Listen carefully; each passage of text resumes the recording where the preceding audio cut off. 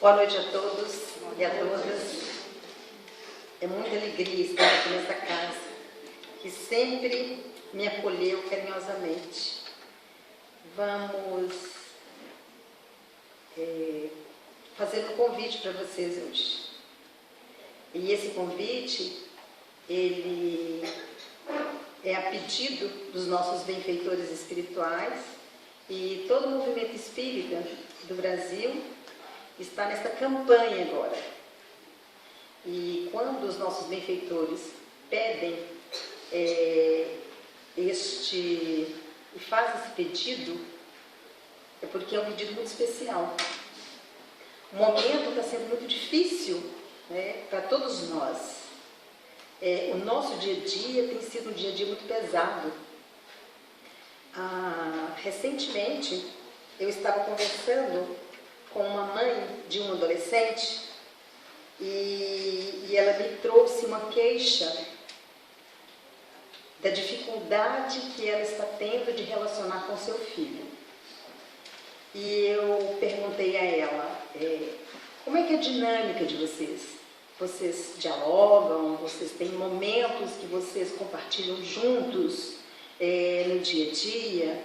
Ela falou, olha, eu trabalho, meu marido trabalha, nós chegamos em casa à noite e esse filho que é adolescente estuda à noite, então eles se cruzam, né, durante a semana. No final de semana ele tem as atividades dele, nós temos as nossas atividades, então a gente pouco se encontra. Mas quando se encontra, são momentos difíceis na convivência. E como ele faz uso de drogas, aí a situação de fato fica muito mais complexa.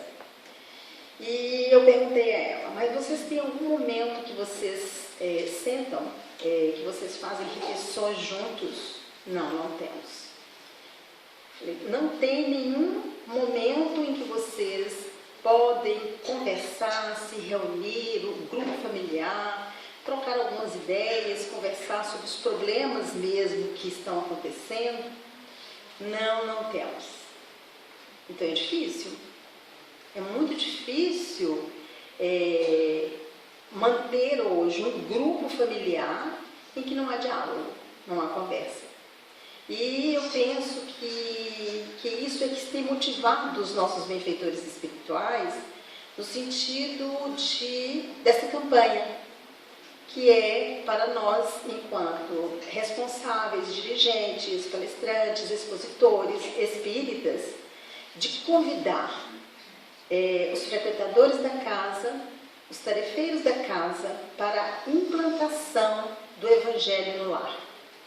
Então, nós estamos hoje aqui com essa incumbência de fazer esse convite para vocês e de apresentar para vocês o que é o Evangelho no lar.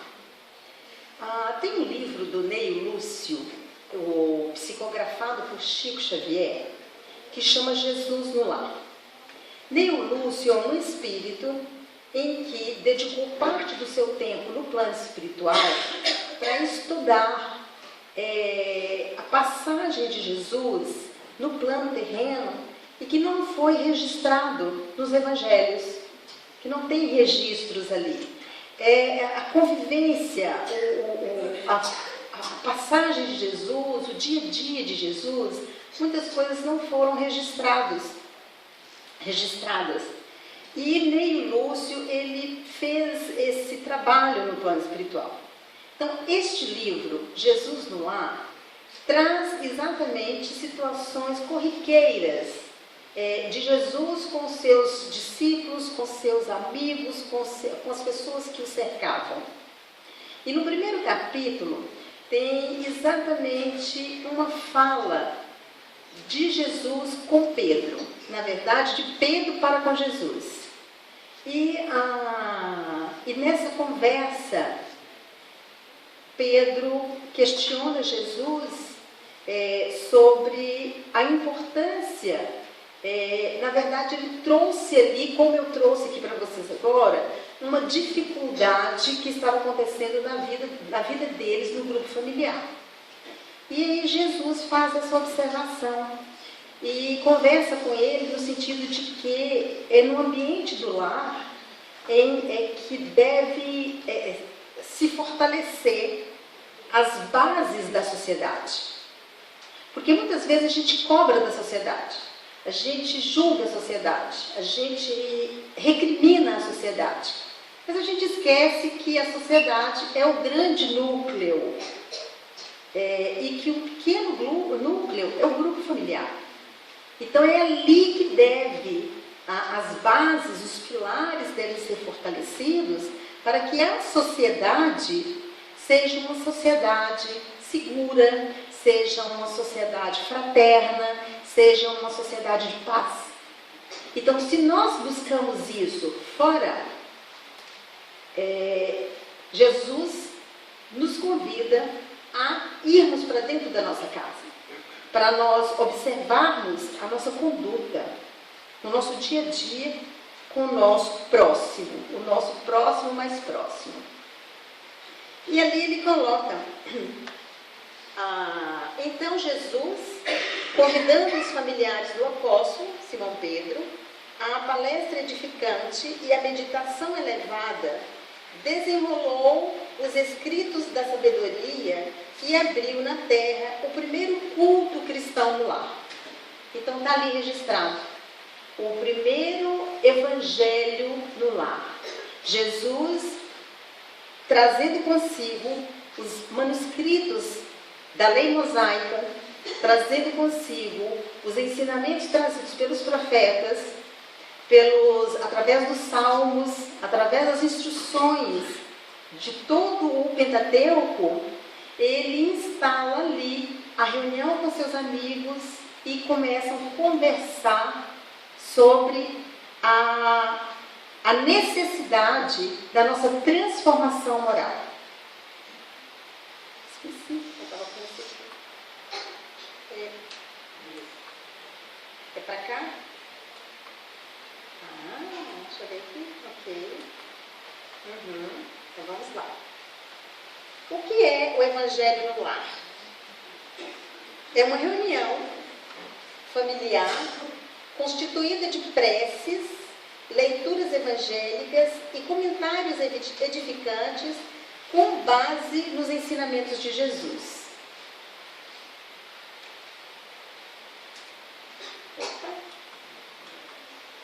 Evangelho no lar é quando o Evangelho penetra no lar. Quando o Evangelho penetra no lar, o coração abre mais facilmente a porta ao Mestre Jesus. Nós que tradicionalmente viemos de outras religiões, nós temos ou tínhamos por hábito ir à missa, ir ao culto. Nós viemos à casa espírita. E muitas vezes nós, na condição principalmente de católicos, nós tínhamos ou temos esse compromisso assíduo de ir à missa. E muitas vezes, quando a gente não faz isso, a gente se enche de culpa. Meu Deus, eu não fui à missa hoje. Eu não fui à missa no final de semana. E isso me reporta a uma situação que eu vivenciei, que eu peço licença para compartilhar com vocês, há mais de 30 anos, que foi o meu primeiro contato com o Espiritismo.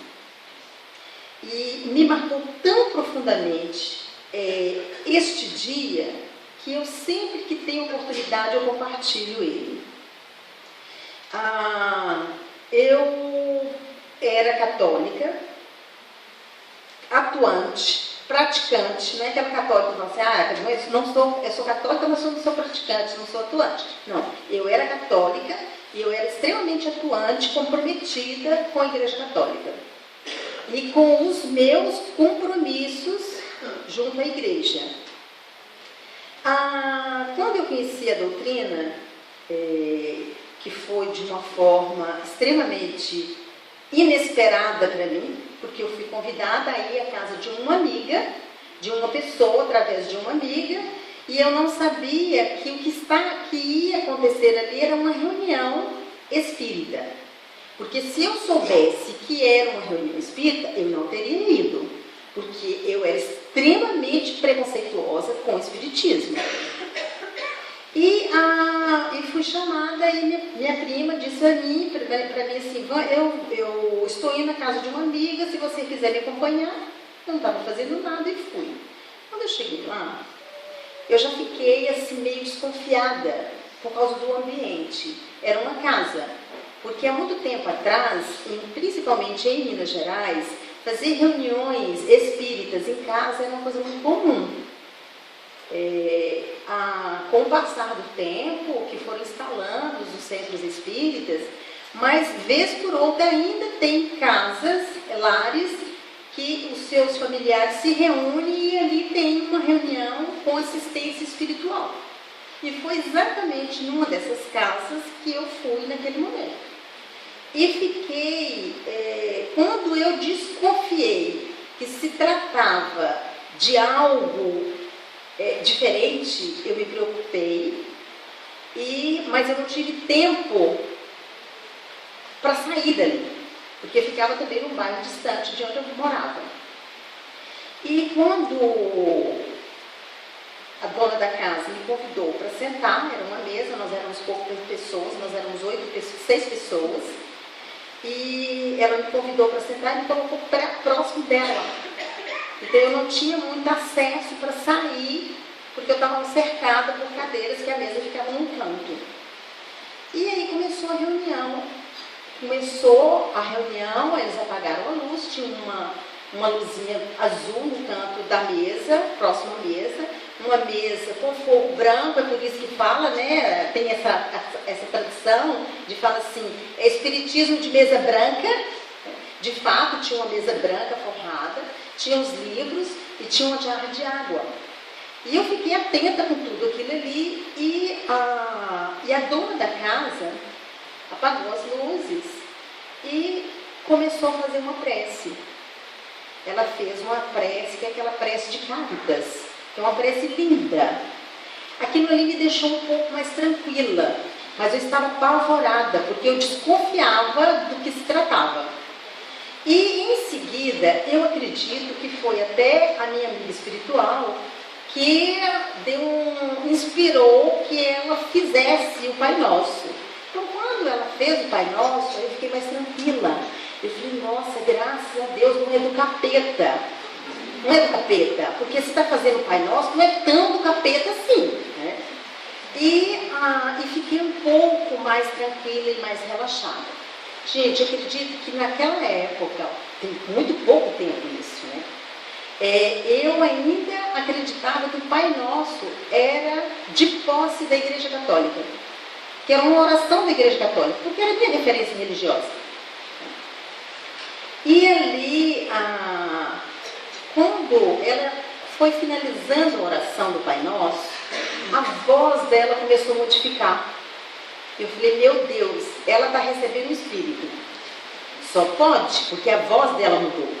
Mas mudou de uma forma muito suave, muito calma, foi uma coisa tranquila, não foi uma coisa aterrorizante. E aquele Espírito dizia assim, quando eu estava vindo para cá, foi aí que eu desconfiei. Eu falei, bom, mas é a dona da casa, como é que ela está vindo para cá? E eu passei pela uma ala do hospital e fui abordada por uma senhora que me pediu que eu trouxesse esse bilhete e que lesse para vocês na íntegra.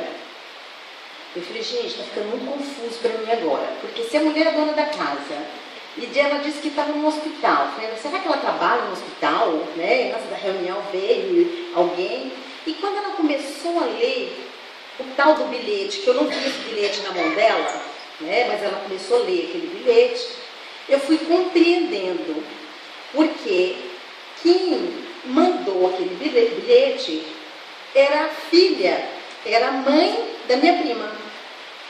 E ela estava naquela reunião porque ela estava fazendo um tratamento espiritual para engravidar.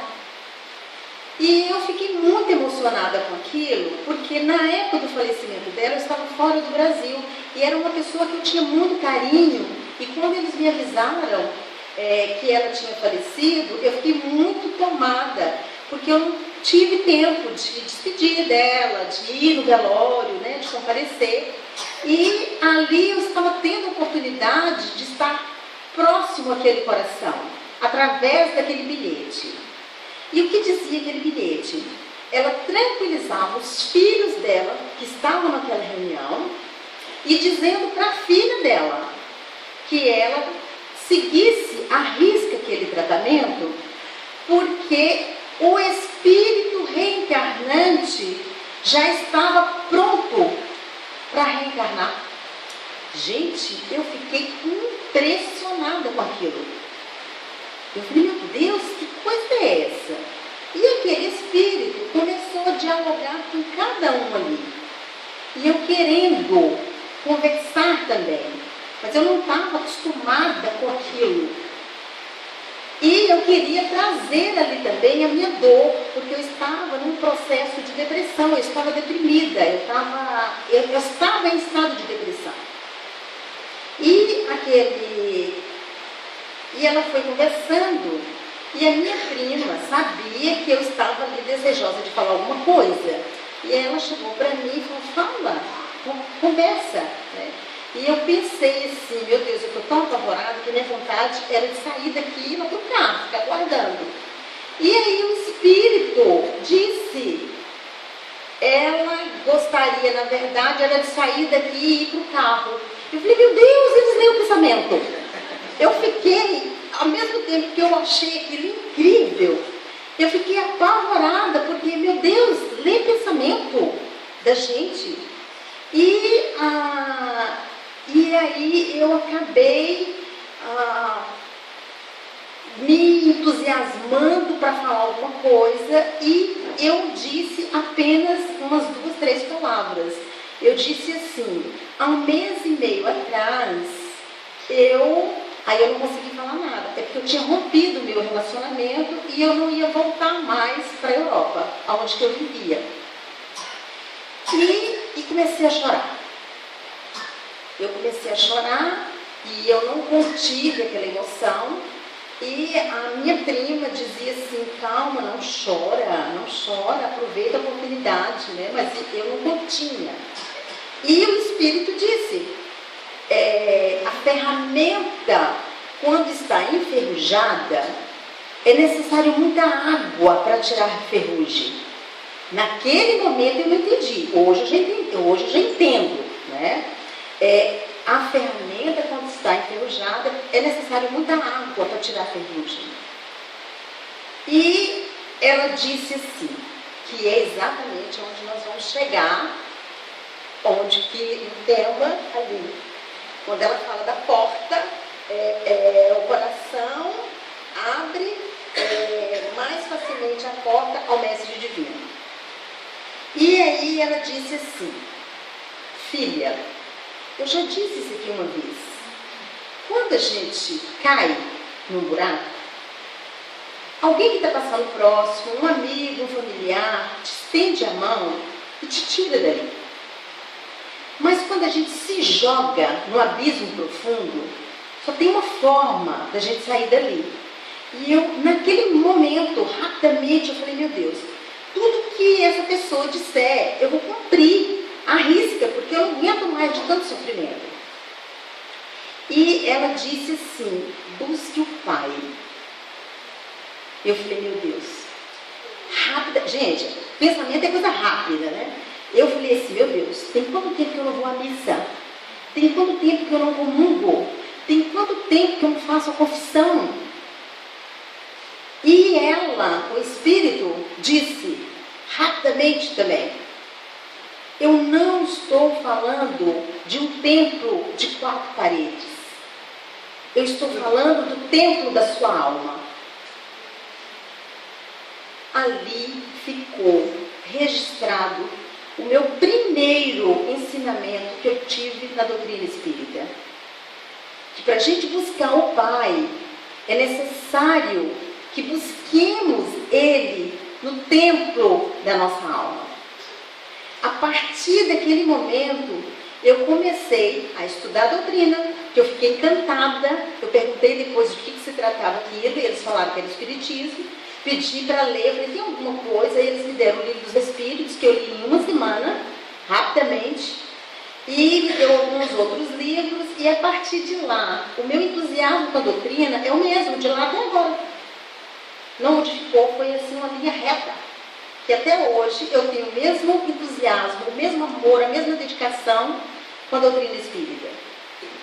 E ali eu iniciei um processo de me desvincular emocionalmente dos hábitos que nós trazemos de muitas encarnações, de não ter necessidade de ir num templo de 4 paredes para buscar Jesus.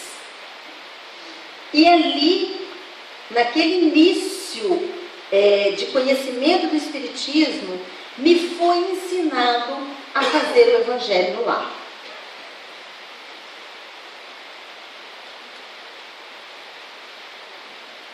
De que forma, né, a gente instala o Evangelho no nosso lar?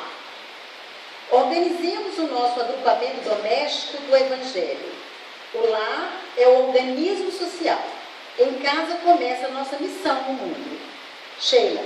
O Sheila ali está escrito errado, que é um S e um C. Uma Sheila.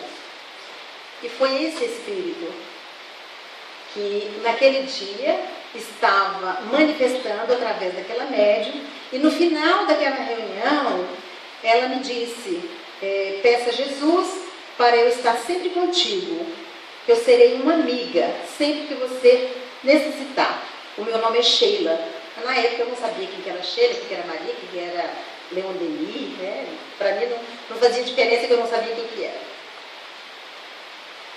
Emmanuel diz que o Evangelho no lar é quando o ensinamento do Mestre vibra entre as 4 paredes de um templo doméstico e os pequeninos sacrifícios tecem a felicidade comum.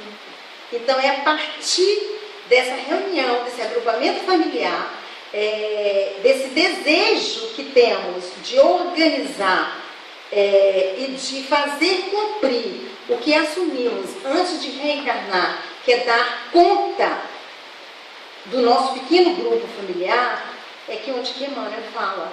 É ali, é neste momento, que os pequenos sacrifícios tecem a felicidade comum. André Luiz, ele diz, os espíritas, e em particular os participantes de grupos mediúnicos, precisam compreender a necessidade do culto do Evangelho no lar. Pelo menos semanalmente é aconselhável se reúnam todos os familiares ou alguns parentes capazes de entender a importância da iniciativa em torno da doutrina espírita, à luz do Evangelho do Cristo e sobre a cobertura moral da oração. Nós colocamos esse slide porque, como nós estamos na casa espírita, e é exatamente onde nós, enquanto tarefeiros de casa espírita, e principalmente os médiuns, que têm aqui o compromisso de trazer o lenitivo da paz para os espíritos que aqui são chegados, que muitas vezes nos acompanham. Esses espíritos, eles se vinculam a cada um de nós, médiuns, durante a semana. Então, o início desse tratamento, o início desse acolhimento espiritual, ele se inicia antes da reunião mediúnica. Ele se inicia exatamente durante a nossa vivência, nosso dia a dia. Então, é necessário que nós, enquanto médiuns e tarefeiros de casa espírita, temos, não é nem o dever, não, é a obrigação de manter o Evangelho no nosso lar e com assiduidade. Porque é nesses momentos que os nossos benfeitores espirituais já vão, que a gente vai ver a questão dos benefícios, quais são os benefícios que a gente tem de se reunir e de fazer oração juntos, que é que eles, nesse momento, eles já trazem, não só para nós, mas para aqueles espíritos, o que eles necessitam. Acende o sol do Evangelho em casa, reúne-te com os teus para orar, e jamais triunfarão trevas em seu lar, em tua família e em teu coração, sejam de ângeles. Como fazer, né, o Evangelho no lar? Nós aprendemos, através dos nossos benfeitores, que eles, os nossos benfeitores, os nossos protetores espirituais, eles têm compromissos no mundo espiritual. Mas a partir do momento em que nós instalamos o Evangelho no nosso lar, com dia e hora marcados, eles largam absolutamente tudo que eles estão fazendo e vêm para o nosso lar para nos socorrer, para nos dar assistência. Às vezes a gente pergunta assim, mas eu moro sozinha, ou então, a minha família não quer me acompanhar. Não tem problema. Que façamos sozinhos. Como eu disse para vocês, eu venho de uma família católica. Quando a minha mãe ficou sabendo que eu estava participando de reuniões espíritas, ela me proibiu. Era sob a condição de continuar morando ali com ela, eu estava morando provisoriamente com ela, de não ter nenhum livro espírita em casa. Porque se tivesse, ela ia pôr fogo. Então, como ela tinha acesso a tudo a casa, então eu tinha que estar com os livros dentro da minha bolsa, junto comigo, aonde que ia, eu ia junto. E instalar o Evangelho no lar não tinha como, porque ela também não admitia porta fechada. Ou seja, o único lugar que eu podia fechar a porta de privacidade era o banheiro. Então eu fiz por anos o Evangelho no lar, no banheiro. E ali eu dava descarga, eu acendia ligava o chuveiro, para fazer de conta que eu estava ali fazendo uso do banheiro. Mas eu estava fazendo o Evangelho no lar. E isso, gente, depois de muito tempo, os meus benfeitores espirituais, eles disseram assim, do meu comprometimento. E que esse meu comprometimento valeu muito em muitas situações de minha vida até então. Né? E, então, se alguém da família não quer participar, não é imposto à pessoa, é um convite. Se quer participar, ótimo. Se não, né, com o nosso hábito, às vezes a pessoa, ela acaba se incorporando aquilo que foi exatamente o que aconteceu comigo depois que eu casei, que meu marido não era espírita, e ele acabou, hoje a gente faz. Há 20 anos a gente faz o Evangelho, antes era na quarta-feira, às 20h30, e hoje é no domingo, porque quarta-feira, 20h30, é horário de futebol, né? Quem vê jogo aí sabe que quarta-feira esse horário é impossível, né? E aí nós instalamos no domingo às 20h30. E onde a gente está, se tem visita em casa, isso não é impedimento. A gente convida as pessoas, principalmente meu filho que é jovem, muitas vezes a casa está cheia com os amigos, e eu falo, nós vamos fazer o Evangelho agora, quem quer participar? Quem quer participar, vem e participa, quem não, fica no canto deles. Né? Mas escolha na semana um dia e horário em que a família possa se reunir. Crianças também podem fazer parte da reunião. E pode ocorrer a presença de visitantes ocasionais, e neste caso, foi o que eu disse, podem ser convidados a participar. Caso não sejam espíritas, devem ser esclarecidas sobre a finalidade da reunião. Há inclusive a possibilidade da reunião ser realizada por um só. O roteiro a ser seguido é o mesmo. Quando a gente instala o Evangelho no lar, tudo acontece. Absolutamente tudo acontece. E às vezes o que mais acontece é do esquecimento. Nossa, eu esqueci. Esses dias mesmo uma amiga minha, que a gente está fazendo essa campanha em várias casas, e uma pessoa me ligou, falou comigo assim, eu acabei esquecendo, o que eu faço? Eu falei, faça agora. Não tem problema, pode fazer. Não foi proposital, foi algo que aconteceu, foi inesperado, mas pode fazer. Mas o dia da semana e o horário, de fato é necessário que sejam naquele dia e naquele horário, para que os nossos benfeitores espirituais possam estar conosco. Né? Como fazer? É simples. Eu não sei, aqui na casa tem roteiro? Não tem, né? Para distribuir? Não, né? Aham. Mas fica aí para a Magda, para a Vandeca, ou quem é da parte da secretaria, porque tem na internet tudo para imprimir e deixar no balcão. Porque muitas vezes a pessoa, hoje eu estou falando disso, vai ter interesse de fazer e gostaria, mas na internet também tem, tá, gente? Está lá na internet, no site da Federação, no site da FEC. Né? A gente inicia o Evangelho, eu tenho por hábito, né? E como, para mim, eu tenho uma clareza do que é a presença desses benfeitores na minha casa, na minha vida, eu falo que é como se fosse uma festa. Quando a gente faz uma festa, a gente prepara um ambiente e se organiza para receber aqueles convidados. Eu brinco até hoje com meu filho e com meu esposo. Eu falo assim, está na hora de desligar a televisão, porque os nossos amigos estão chegando. Meu marido não é espírita. Aí ele fala assim, cadê? Onde que... Cadê eles? Eu falei, já chegaram, já estão aqui conosco. Então é necessário que desligue a televisão ou então que a gente coloque ali uma música. Então, como a gente tem hoje muita coisa no YouTube, né, aquelas músicas instrumentais, com imagens da natureza, o Júlio tem aqui que passa sempre, né, Júlio? Então, eu já coloco meia hora antes de iniciar o Evangelho, eu já preparo o meu ambiente para receber os meus amigos espirituais. Né? Isso para mim é óbvio, eu não tenho dúvidas disso.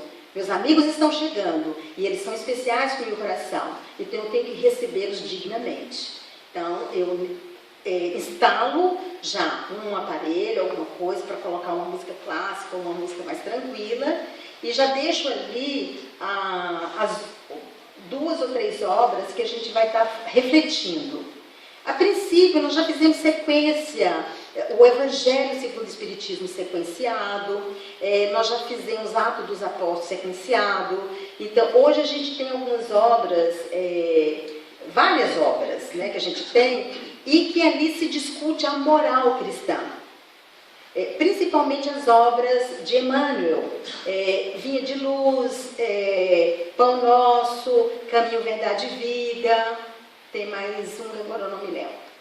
E então essas obras, elas são ótimas porque são reflexões acerca dos ensinamentos de Jesus, versículo a versículo.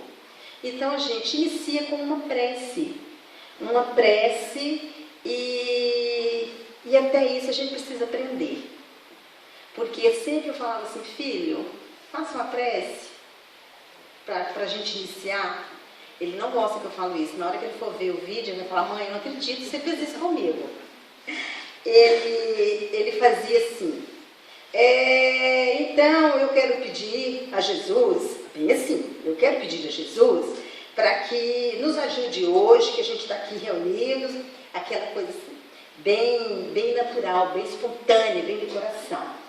Aí eu falei, filho, quando a gente vai fazer um pedido a alguém, a gente não faz dessa forma.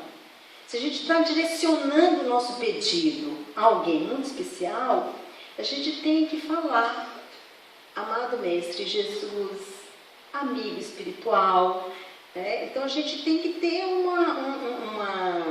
um carinho especial. Tá certo o jeito que você faz, não é que está errado, mas vamos fazer de uma forma mais, que seja mais carinhosa para os nossos benfeitores.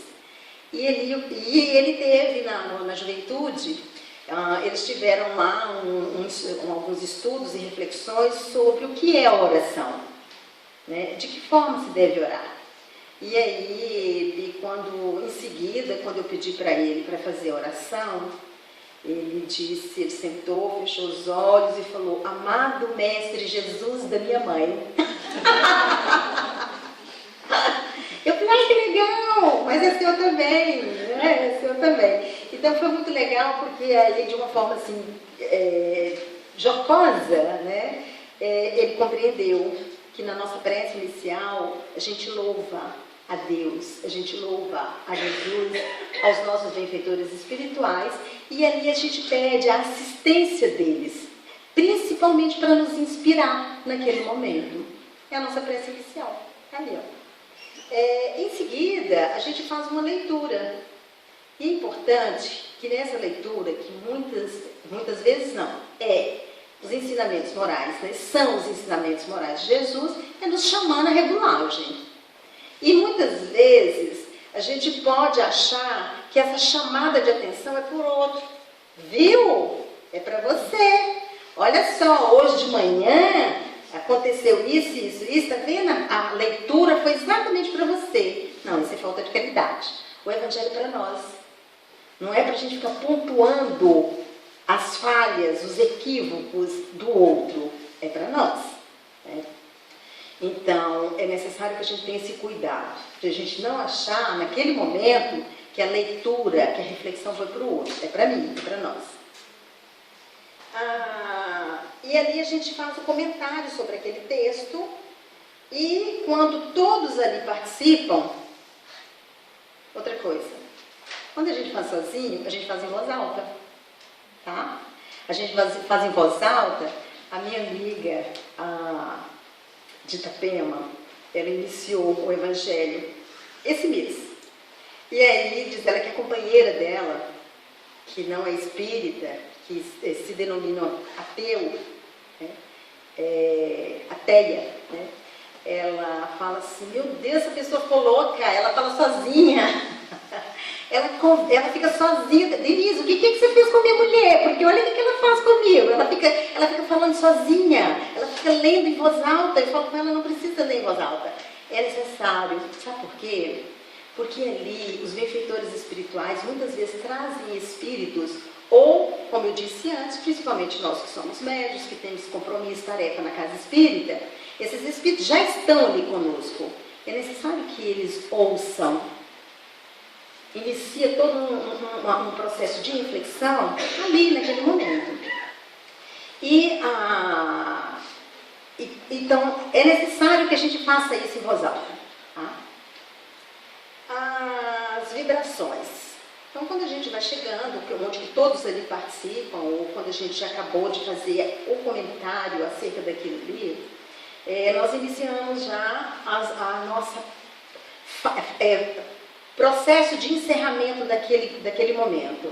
É quando a gente pede a Jesus, aos nossos benfeitores espirituais, por pessoas especiais, por pessoas que são vinculadas aos nossos corações, que estão precisando daquela assistência, daquela energia. Então, é necessário que a gente faça isso, não só para esses nossos amigos e familiares, mas principalmente para os nossos vizinhos, para que todos ali possam também receber os benefícios daquelas vibrações. Não só os nossos vizinhos, como todo o bairro, como nossa cidade, como lá Santa Maria da Paz, como que assistam também os leitos de quem está doente no nosso hospital, principalmente aqueles que estão na aula de psiquiatria. Nós pedimos a Jesus que envolva também os nossos irmãos que estão encarcerados, para que eles possam ter oportunidade ali de refletir sobre a sua conduta, de arrepender das suas faltas, para que eles possam conviver conosco em sociedade de uma forma mais equilibrada. Então aí a gente vai emitindo as nossas vibrações de amor, de paz, de fraternidade, para não só para o nosso Brasil, como para todo o nosso planeta Terra. E ali nós vamos com a nossa prece de encerramento. A prece de encerramento é o nosso agradecimento. Agradecemos aos nossos benfeitores espirituais a assistência amiga, o cuidado que teve com cada um de nós, principalmente trazendo as energias de amor para o nosso lar, recolhendo dali os nossos irmãos que nós, pela nossa invigilância, trouxemos e instalamos eles no nosso lar. Então é nesse momento do Evangelho, é o que os nossos benfeitores aproveitam e, como a gente fala numa linguagem mais simples, faz a limpeza psíquica, energética e daquele ambiente, e que levam dali também os nossos irmãos que, por nossa invigilância, a gente acabou vinculando a eles. Então, como a gente já disse, o Evangelho no Lar é a oportunidade que nós temos de uma assistência muito próxima dos nossos benfeitores espirituais. E ali eles trazem para cada um de nós o que nós necessitamos. E principalmente inspiração. Se a gente está com algum problema, se a gente está com alguma dúvida, se a gente tem que tomar uma decisão, é o momento que a gente tem de conversar com esse nosso benfeitor para que ele possa nos auxiliar naquela problemática. A presença dos desencarnados é aquilo que eu já disse, que muitas vezes por invigilância a gente traz. Muitas vezes são os nossos entes queridos que desencarnaram e que muitas vezes permanecem conosco porque não sabem que desencarnaram e que estão ali em processo de sofrimento, porque tenta comunicar conosco e não consegue, e aí eles se sentem como se eles estivessem sendo isolados, esquecidos, abandonados pelo grupo familiar. Então é nesse momento que os benfeitores dão assistência a esses espíritos também. E outros que entram no nosso lar, né? Já disse da limpeza magnética no ambiente do lar, que é exatamente os nossos benfeitores trazendo ali tudo que a gente necessita. André Luiz, ele coloca ali, o lar que cultiva a prece transforma-se em fortaleza, compreenderam? As entidades da sombra experimentam choques de vulto em contato com as vibrações luminosas deste santuário doméstico, e é por isso que se mantém à distância, procurando outros rumos. Ali a gente traz outros benefícios também, e o Neio Lúcio, nesse mesmo livro, ele coloca, no Jesus no Lar, ele coloca: a paz do mundo começa sobre as telhas a que nos acolhemos. Se não aprendemos a viver em paz entre quatro paredes, como aguardar a harmonia das nações? Se nós não habituarmos a amar o irmão mais próximo, associado à nossa luta de cada dia, como respeitar o Eterno Pai, que nos parece distante?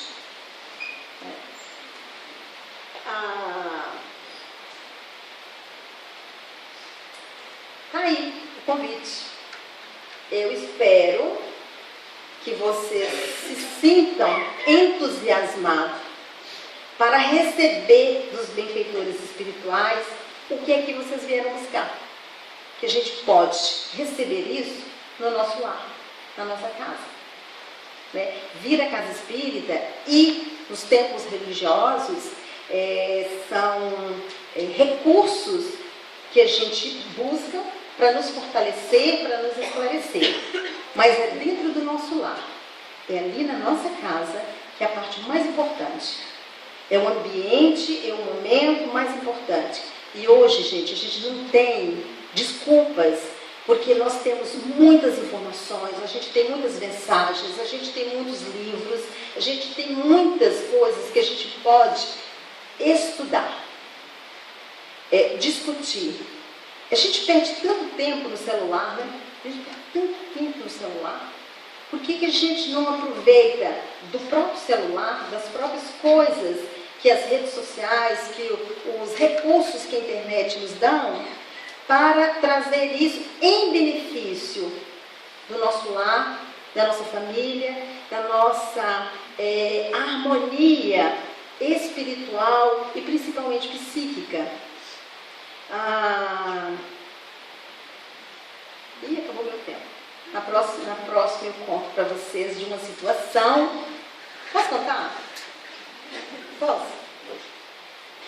1 minuto, né? Então tá.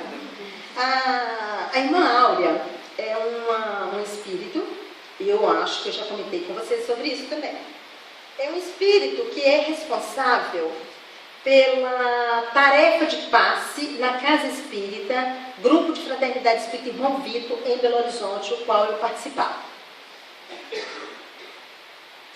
A irmã Áurea, espírito, tá? Por exemplo, daqui a pouco vocês vão estar saindo daqui e, né, cada um vai lhe tomar um passo. Existe na estrutura espiritual desta casa benfeitores espirituais responsáveis por tarefas. E a tarefa de passe tem uma pessoa que é a responsável, a coordenadora ou o coordenador do passe e que tem os seus trabalhadores espirituais, assim como a Magda e a Vandeca são coordenadores dessa casa e tem uma equipe que trabalha, encarnados. A irmã Áurea é essa pessoa, lá no Grupo Vitor, responsável pela atividade de passe no Grupo Espírita Irmão Vitor. E aí ela contou, numa reunião de avaliação das tarefas, ela trouxe uma mensagem psicografada, trazendo essa situação, em que foi chegado na casa, na semana anterior, 2 pessoas, um homem e uma mulher, que estavam extremamente desequilibrados e que buscou a Casa Espírita exatamente para se buscar se fortalecer e se equilibrar. E que ele chegou na recepção e pediu que se ele pudesse, ele tinha uma ficha para ele tomar passe.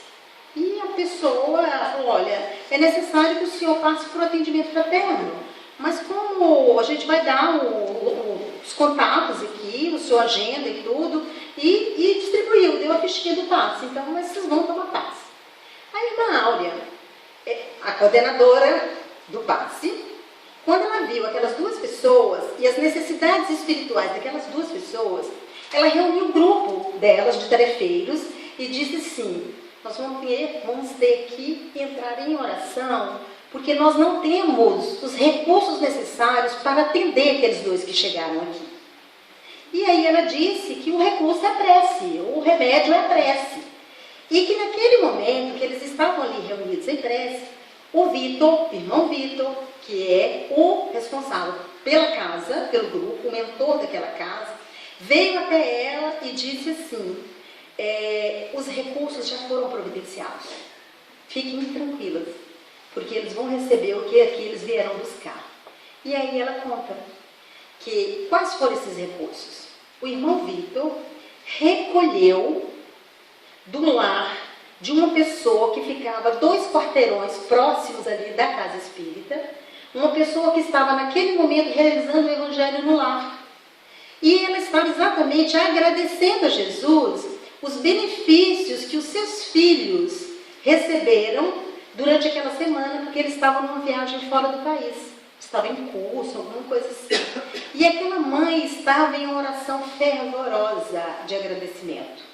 E aquelas 2 pessoas que chegaram na casa, elas estavam com problemas com seus 2 filhos. A gente não avalia a dimensão do que é a reunião em família, uma oração, na hora que a gente está no Evangelho do nosso lar, ou mesmo em oração, os benefícios que ali são recolhidos pelos benfeitores espirituais em benefício dos outros. Então, que nós possamos ter essa consciência, eu tenho, tá? Que na hora que eu estou reunida em casa, em oração, no nosso Evangelho no lar, é o momento que os nossos benfeitores estão ali para nos favorecer, mas principalmente para quem está naquele momento necessitando mais do que eu. Obrigada.